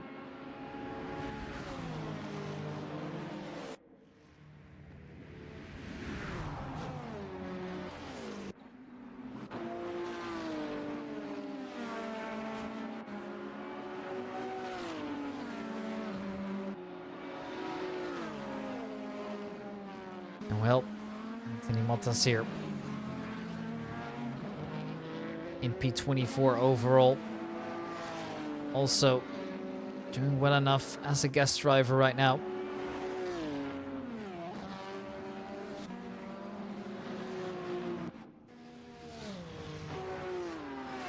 Before you know it, it's another crash here because Patrick Fuchs is currently in the barrier.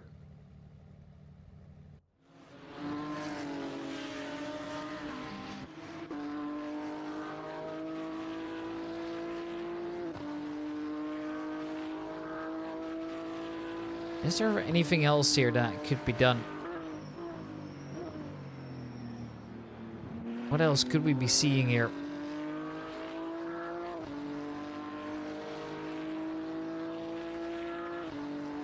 Julian to show what he is supposed to.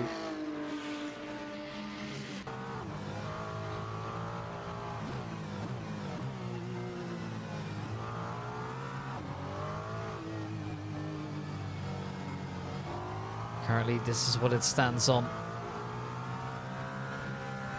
Seeing any more action? I'm not so sure. So we'll figure it out the hard way.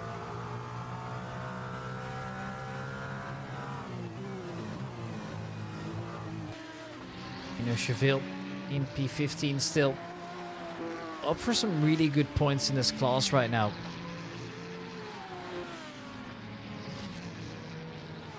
Rossi love to push it just a little bit further, but for now all is okay.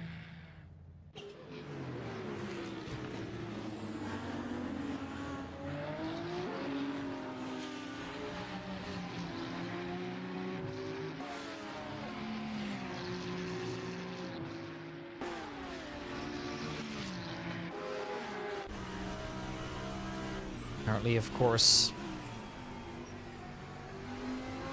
Laurenta keeps chasing, keeps pushing the hardest.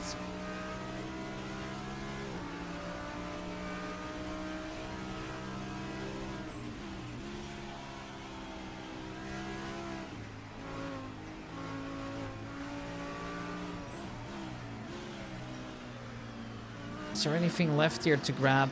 I don't know. Be an easy game no matter how you look at it.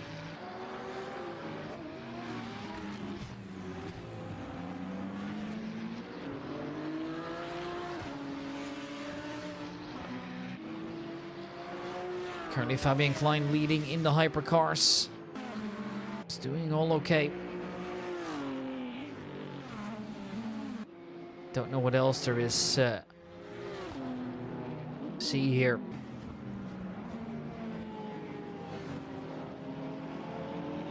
Once again, one of the hypercars going a little bit wide. I believe that was Celik again.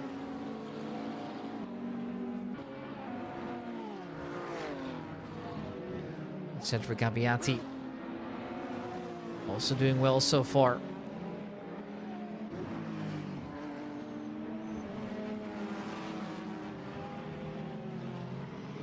Just look at also how many of these drivers are coming together at once.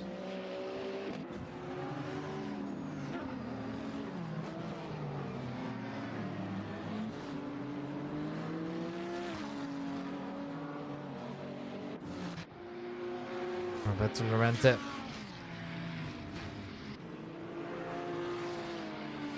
Now still behind the show, but the gap is still so small, and he just needs to get lucky with traffic a little bit here.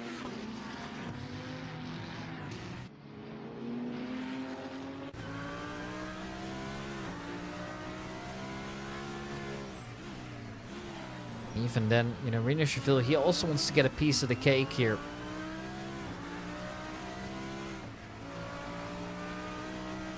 So I don't know what the plan is here.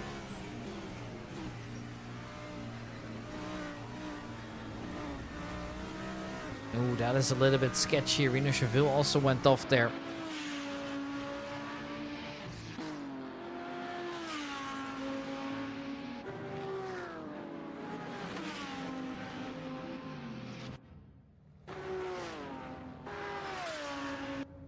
Now, you know, a small mistake could really mess up your race like this. I think mainly the thing you want to be looking at now is just, are we going to see any shakeups that will involve traffic here? Because those are going to be the big difference makers here. At least they should be. They normally should be. Nothing's guaranteed though. Roberto Lorente will continue pushing up, driving to the absolute maximum.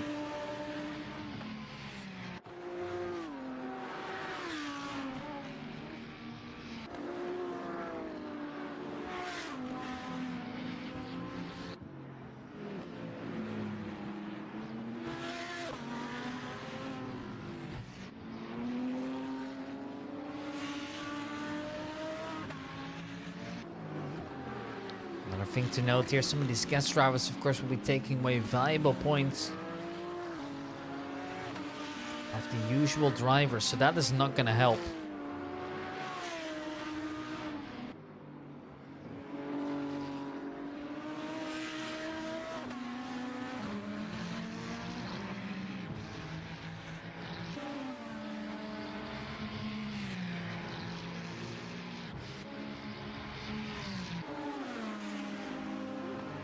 Currently still the fastest time to be the 1:20.334, being even quicker than in qualifying. This man, Fabian Klein. A 15-second gap to manage to Maximilian Rohrig here.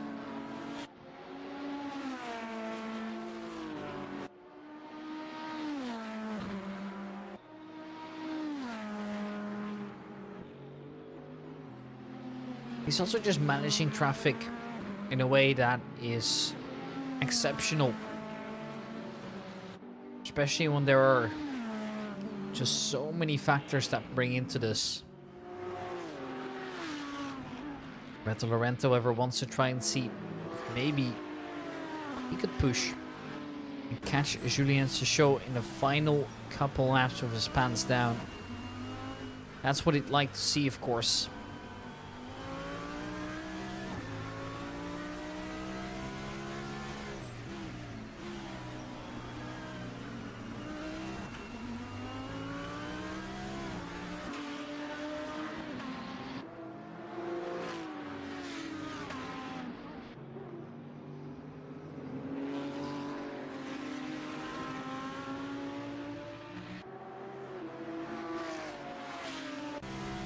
Julien here,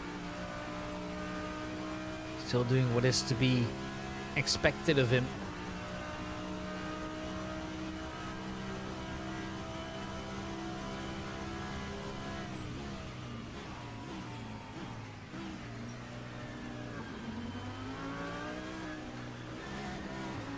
Lorente, well,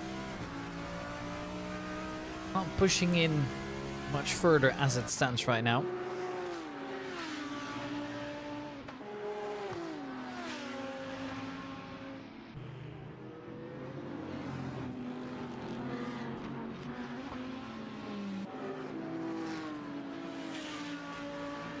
Roberto Lorente here. 13 overall. Could be pushing in just a little bit further.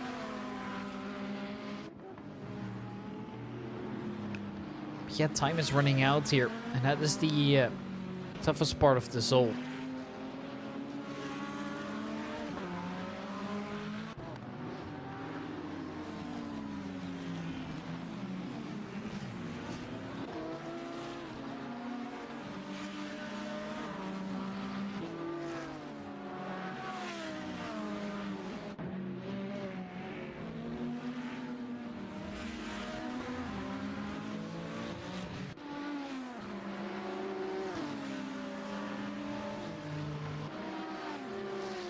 You know, is this time going to be another shake-up? Now they're kind of side by side going at it.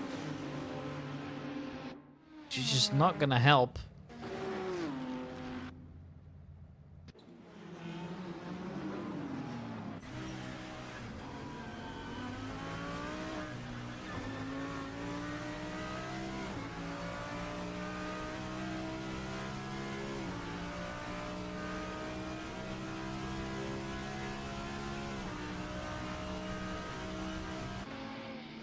Roberto Lorente hasn't found a way past.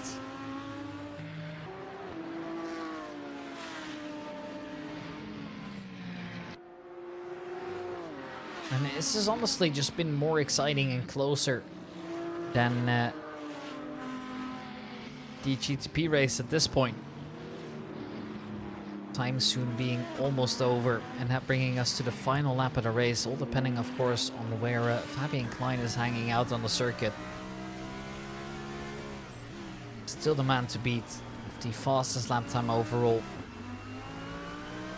A gap he can be very much proud of here, although it's been a little bit of a weird race and he's had some lucky and less lucky moments. It's once again just showing how far these drivers are ahead of everything else, and we do now get the notification that the leader's on the final lap, which means that everyone else will soon be too.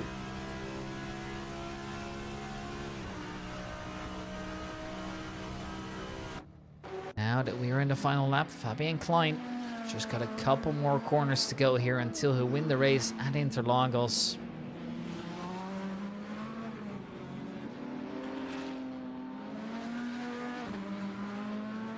And just by a 20-second margin at this point, although that's mainly due to Maximilian having a little bit of a moment, but even then, you know, it's just beyond impressive.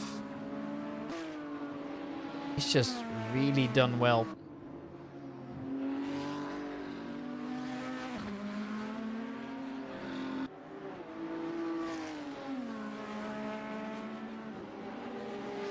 There it is, across the finish line he comes.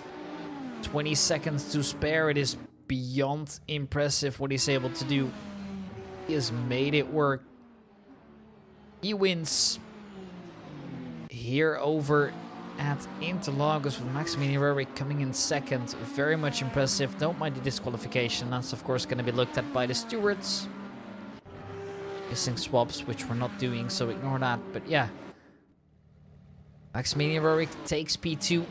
Roberto Lorente very close and, well, behind the show here, unfortunately for him, but still ahead of Cheville means they're all going to be sharing some good points here. But this man will win out the race in the GT3 class. Julien Sechot takes it with relative ease there in the end, actually, judging by the gap, because Lorente was pushing him to the limits. Unfortunately, had to fall off a little bit here. Still a solid P3 here, or P2 and P3 here for Lorente and Cheville respectively, as Kilian Lutterbach will come in. Yeah, P3 here. And oh, Cheville celebrating a little bit too much then. Lutterbach P3. Impressive stuff. And of course, it's a long wait for Victor Mestre Silva, who's still around in P4. Shows how far these drivers are ahead of anybody else. It's just beyond impressive, really. I've got no other words for it. And Julien Sechot will happily take that victory. It's just very much impressive what he showed so far. This man will really do good business here in the overall standings here, as we're at this point officially more than halfway through the season, right? Now, of course, next up, we do still have Spa-Francorchamps, Circuit of the Americas, and the Nürburgring GP track to finish off the season. But as for now, I think this is a great result. Both the drivers are going to be very happy with it. And this brings us to the end of the stream then also. So yeah, Hawk eventually P5. Messer managed to stay over ahead, and that also means that that's our top 5 then. And Norbert Dewell and Marco Convertini also scoring some good points in the GT class here. So ladies and gentlemen, let's go back to the camera. Man, what a race that was. That was beyond exciting. Now, very much a deserved victory here for Maximilian Rohrig, I feel like. Klein very close by at the end, couldn't do it. GT3's once again just delivered, which just shows how incredibly fun the racing here can be at the Nürburgring eSports Championship. Now, before we shut off the stream, I want to highlight this one more time. It is going to be the Formula 1 series announced after this. We have an event format which is pretty simple. A 60-minute race here at the iconic Formula 1 tracks of Barcelona, Gilles Villeneuve, the Red Bull Ring, Monza, and then also the Nürburgring GP to finish it off. Ladies and gentlemen, thank you guys so much for watching, and make sure you sign up for the upcoming rounds of the Nürburgring eSports Championship. There are still some guest spots available, I saw, so make sure you take those. Obviously, the full season is filled in, but even then, still plenty up for line. And we do also have more special events coming up, like the 12-hour Nürburgring Classic, but more information to follow on that later. As for now, though, Interlagos is over, and Spa is coming up next in exactly a week from now. Ladies and gentlemen, thank you guys so much for watching. I will see you guys later.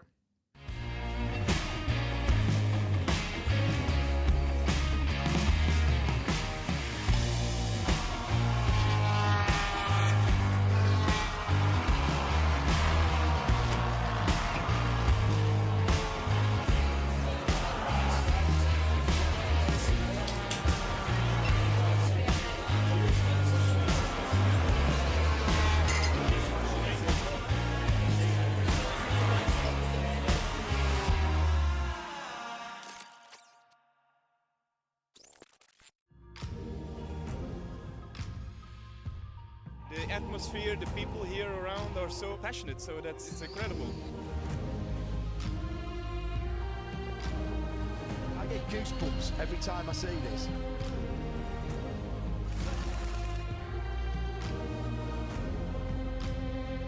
The Nürburgring is really a very special place, and it's a very different one.